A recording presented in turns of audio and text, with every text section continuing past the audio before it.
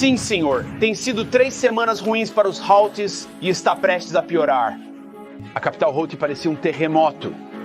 Dezenas e dezenas de munições pesadas de precisão caindo exatamente nos alvos que queríamos atingir, enviando uma mensagem muito clara.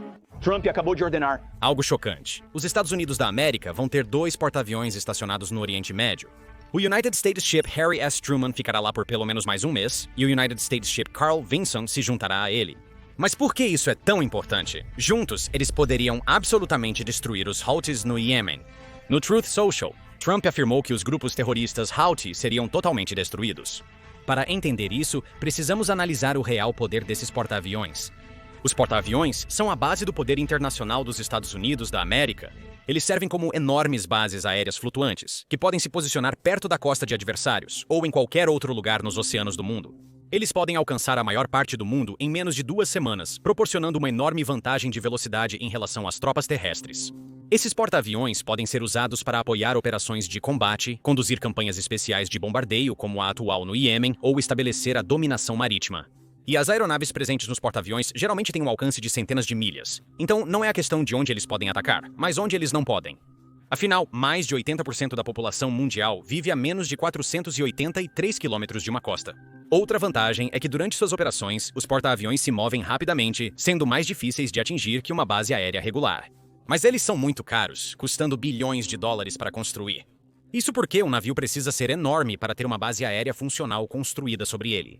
O maior porta-aviões já construído, o United States Ship General R. Ford, tem 1.100 pés de comprimento, acima de 300 metros. Seu deslocamento máximo é de 100 mil toneladas, o que significa que desloca essa quantidade de água quando totalmente carregado. Este volume permite o estacionamento de dezenas de aeronaves no convés e na área do hangar, com os maiores porta-aviões tendo espaço para até 90 aeronaves. Essas aeronaves decolam de uma área de lançamento especial na proa do navio, que pode ter até 100 metros de comprimento. Isso ainda é muito curto, já que a maioria das pistas comerciais são 25 a 40 vezes mais longas. Para resolver isso, alguns porta-aviões possuem um sistema especial de catapulta que acelera a aeronave, permitindo que aviões pesados usem as pistas. Já os porta-aviões tradicionais têm uma pista de pouso inclinada na popa para o pouso das aeronaves. Com menos de 200 metros de comprimento, esses porta-aviões têm um cabo de parada que se prende à cauda da aeronave para desacelerá-la.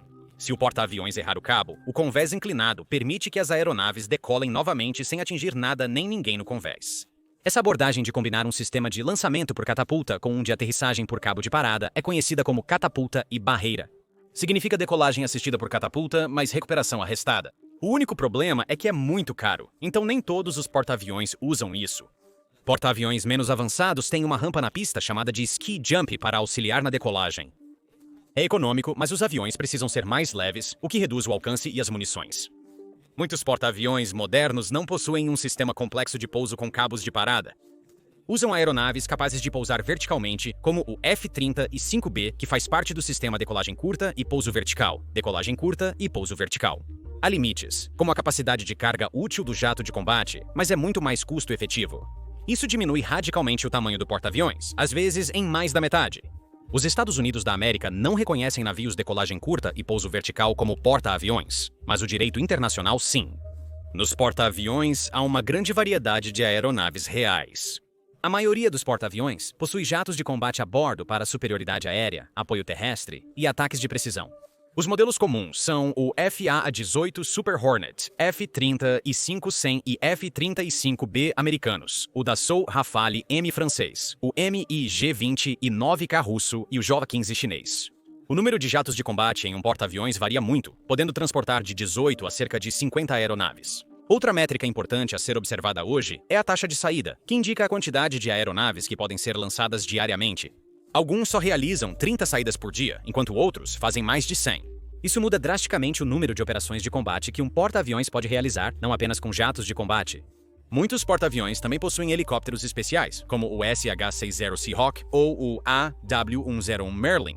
Eles são muito úteis para defesa anti-submarino e anti-navio, vigilância e transporte. Enquanto os jatos de combate recebem os holofotes, esses helicópteros mantêm a frota operacional e protegida. Outras aeronaves cruciais são os aviões de alerta antecipado, como o E-2I Hawk, que detecta ameaças inimigas, e jatos de guerra eletrônica, como o EA-18G Growler, que bloqueiam sistemas inimigos. A Marinha dos Estados Unidos da América é a única que possui aeronaves de carga CMV-22B Osprey em porta-aviões.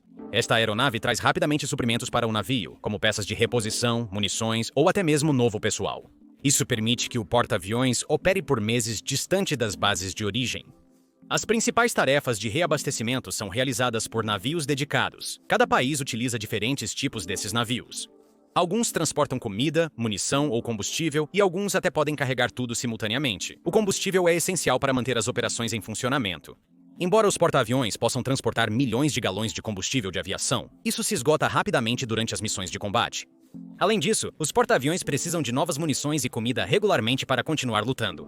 A comida fresca acaba rápido, e apesar da grande quantidade de alimentos refrigerados a bordo, o ideal é reabastecer semanalmente ou com mais frequência.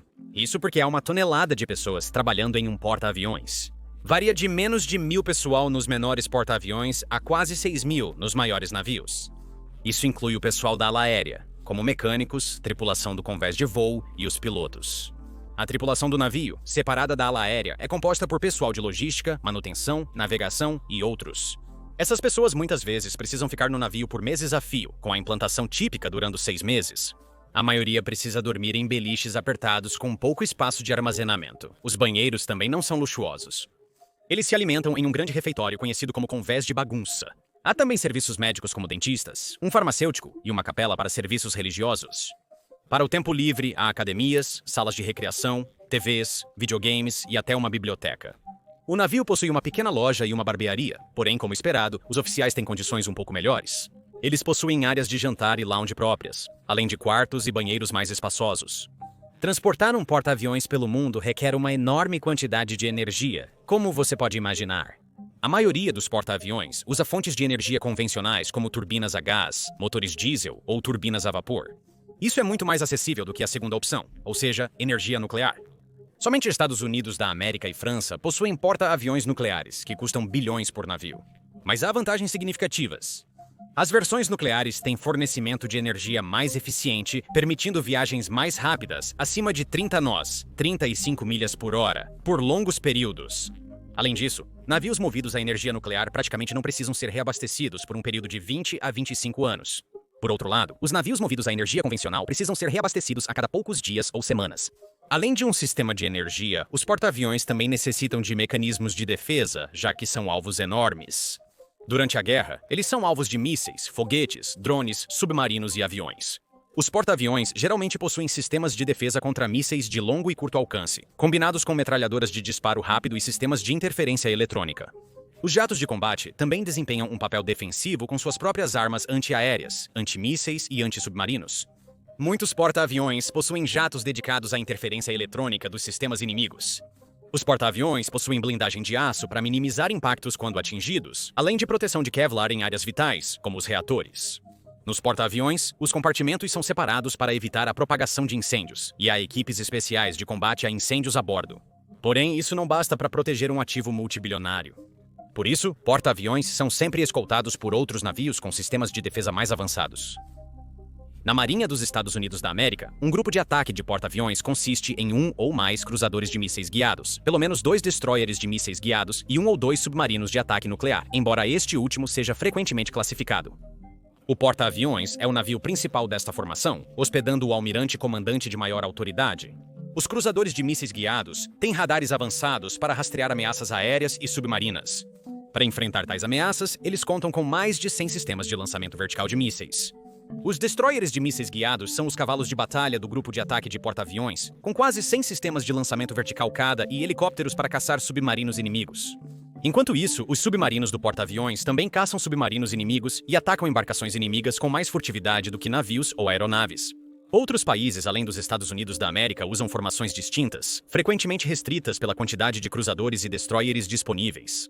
Tendo uma imagem de como os porta-aviões operam, vale explorar como foram usados historicamente. O sucesso deles em conflitos anteriores é o motivo pelo qual ainda são considerados a base das marinhas avançadas atualmente. Desde o início do século XX, iniciaram-se experimentos de lançamento de aeronaves a partir de navios. Em 1910, o pioneiro da aviação Eugene Alley decolou do cruzador United States Ship Birmingham, sendo o primeiro a lançar uma aeronave a partir de um navio. Após 2 meses, ele bateu mais um recorde ao pousar uma aeronave no United States Ship Pennsylvania. era um presságio do futuro. Durante a Primeira Guerra Mundial, o interesse em porta-aviões acelerou com a crescente utilidade dos aviões na guerra. Em 1917, o audacioso britânico Edwin Dunning foi o primeiro a pousar uma aeronave em um navio em movimento. Tragicamente, ele morreu durante uma tentativa posterior, evidenciando o perigo real envolvido. Apesar disso, a Grã-Bretanha persistiu no conceito de porta-aviões. Em 1919, logo após a Primeira Guerra Mundial, lançou o primeiro porta-aviões do mundo, o His Majesty's Ship Hermes. Outras potências mundiais logo dominavam a técnica.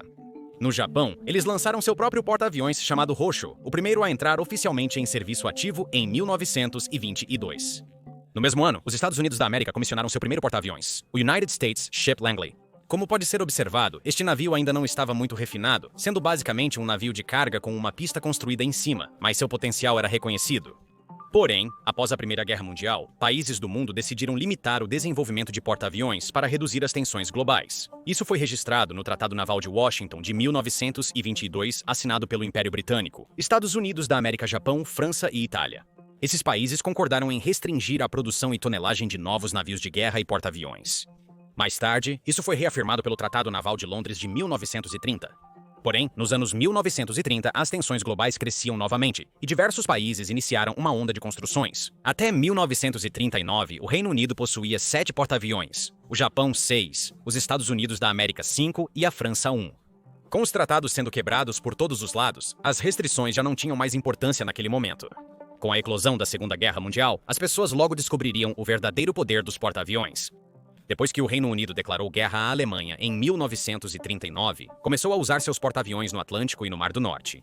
Na estratégia do Reino Unido, os porta-aviões tinham um papel mais defensivo e de suporte. Para a Marinha Britânica, os submarinos alemães U-Boat eram um pesadelo, afundando muitos navios militares e comerciais. Mas as aeronaves lançadas dos porta-aviões ajudaram a caçá-los, garantindo a vital linha de abastecimento entre o Reino Unido e os Estados Unidos da América. É fascinante pensar que o Reino Unido provavelmente não teria vencido a Segunda Guerra Mundial sem seus porta-aviões. Sem a ajuda americana do Atlântico, provavelmente não teria durado muito tempo. Simultaneamente, os porta-aviões também tiveram funções ofensivas para o Reino Unido. Aeronaves do porta-aviões His Majesty's Ship Ark-Royal ajudaram a derrubar o navio de guerra alemão Bismarck, um dos mais avançados de sua época. No entanto, o papel dos porta-aviões na Europa foi menor comparado ao que desempenharam no cenário do Pacífico. Após o ataque do Japão a Pearl Harbor nos Estados Unidos da América em 1941, os países travaram uma grande guerra no oceano, com os porta-aviões desempenhando um papel crucial. Pearl Harbor só foi possível graças aos porta-aviões japoneses, que transportaram jatos de combate e bombardeiros através do oceano. Felizmente para os Estados Unidos da América, seus próprios porta-aviões não foram atingidos pelo ataque. Posteriormente, porta-aviões apoiaram as conquistas rápidas do Japão no Sudeste Asiático, permitindo a tomada das Filipinas, Malásia e Índias Orientais holandesas. Bombardeiros de porta-aviões japoneses afundaram o His Majesty's Ship Hermes britânico no Oceano Índico, o primeiro porta-aviões da história.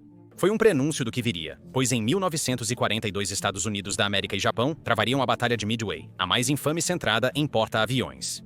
4 porta-aviões japoneses planejavam atrair 3 porta-aviões americanos para uma armadilha visando capturar o atol de Midway, mas os americanos descobriram o plano e enviaram seus aviões para atacar os japoneses no momento certo.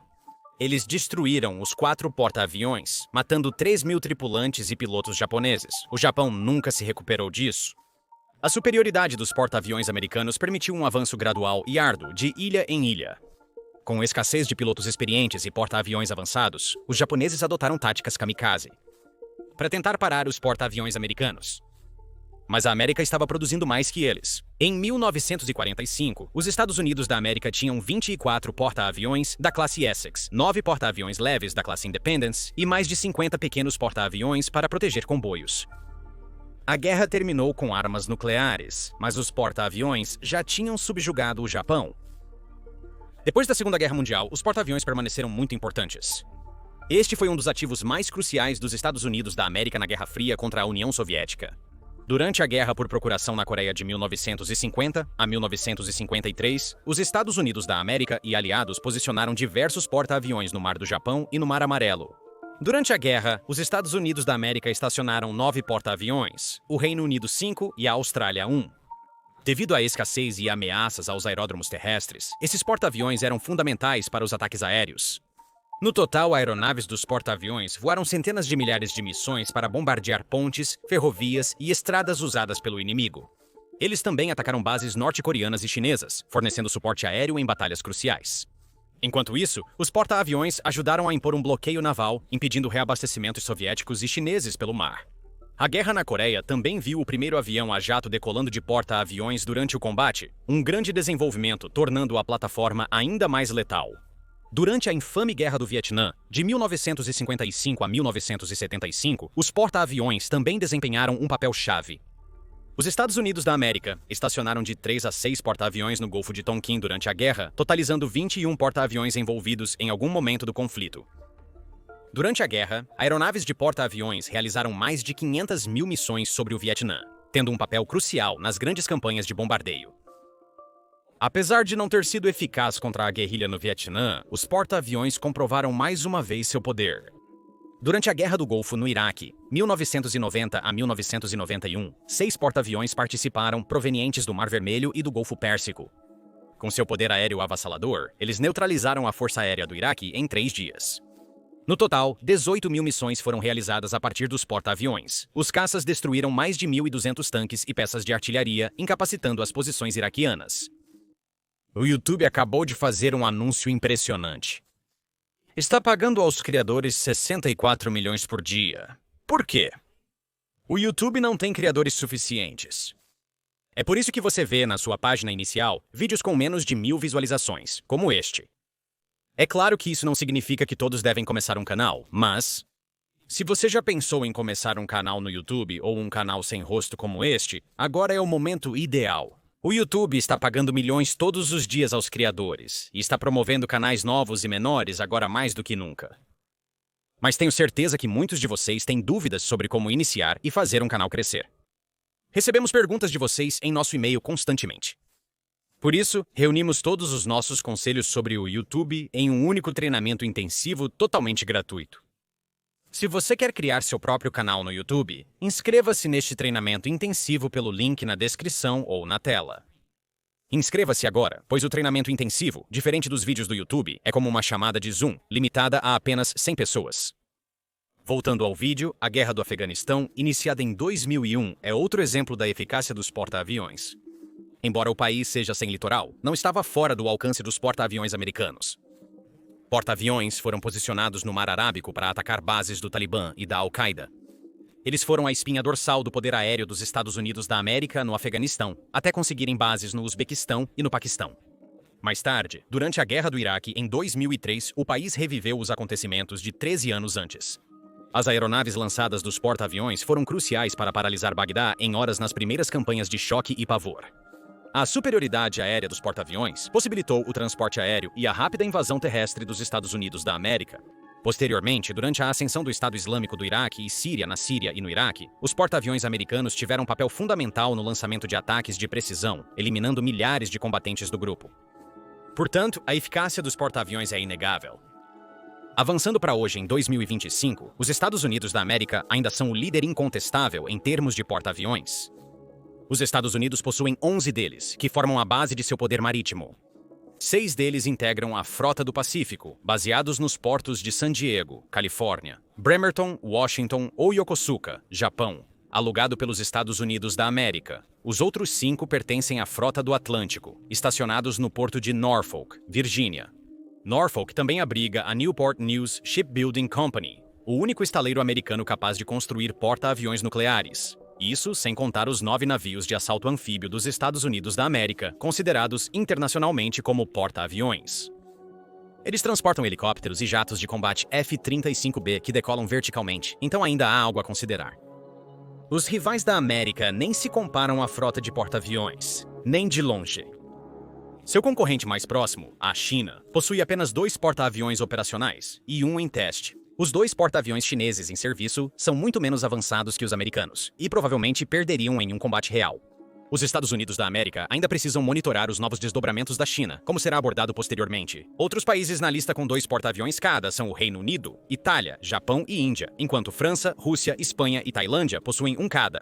Mas não é fácil compará-los, pois alguns porta-aviões são muito limitados. Alguns só podem lançar aeronaves leves devido a uma pequena rampa. Outros são metade do tamanho dos americanos e abrigam menos aeronaves, e o da Rússia nem está operacional por problemas de manutenção.